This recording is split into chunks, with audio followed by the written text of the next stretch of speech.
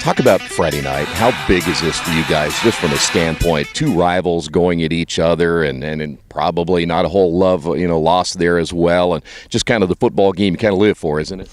Yeah, it's definitely one of the biggest games you look forward to all year. It's one of your arch rivals, and they're arch rival, and you just kind of butt heads at that night, and everyone in the fans are rivals. I mean, parents are rivals with Centerville still to this day.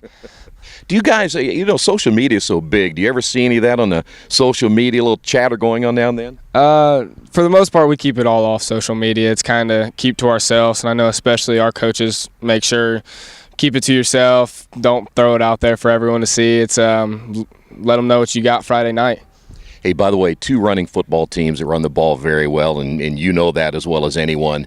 It's going to be a quick football game, but a physical football game. Would you expect anything different between these two teams? No, not at all. I expect smash mouth football down the gut, down the gut, down the gut. Whoever can move the ball, move the chains the most is probably going to come out on top.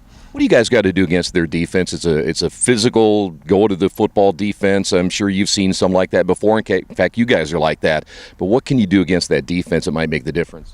I think a lot of it's just going to depend on how our guys on the line block that night.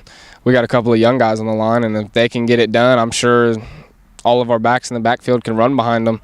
We had a lot of guys graduate and a lot of young guys stepping up, coming into it, and what they do limits to what the guys in the backfield do. When you look at their offense and that offensive line and then their tight end and how well he blocks, go to the defensive side and talk a little bit about what you do to slow them down a little bit, because they love to run downhill. Yeah, definitely on the defensive side of the ball, you're going to have a lot of backside pursuit.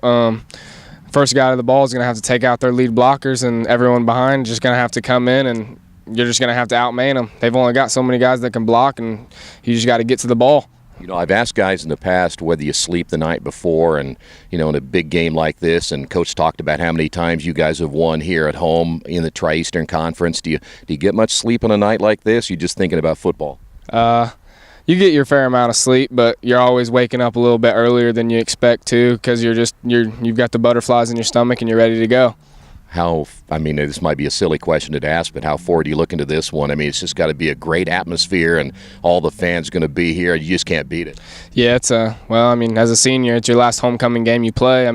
We've only got 2 more home games this year, so you got to make the most of each one. Have you thought about that a little bit? I know that we still got several weeks of football to be played, but does that kind of strike you, knowing that this is it as a senior? I've put my fair amount of thought into it, and yeah, I'm just trying to make the most of every game I've got left, and look to see what comes next. And the one thing about it is the guys underneath you want to play for you too, and all the seniors, so they want to make sure you go out on a good note, don't they? Absolutely. Everyone on the field, I wouldn't expect to play for anything else. They're all giving their heart and soul for me, and I'm trying to give everything I can for them to get a victory.